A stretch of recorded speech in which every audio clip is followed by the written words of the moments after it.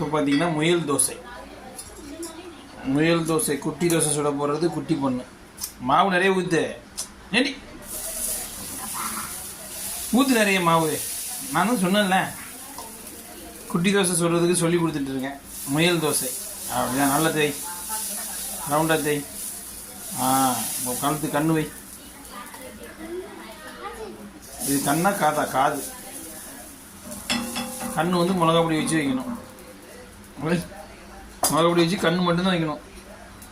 2 கண்ணு, ஒரு மூக்கு, 2 வாய்.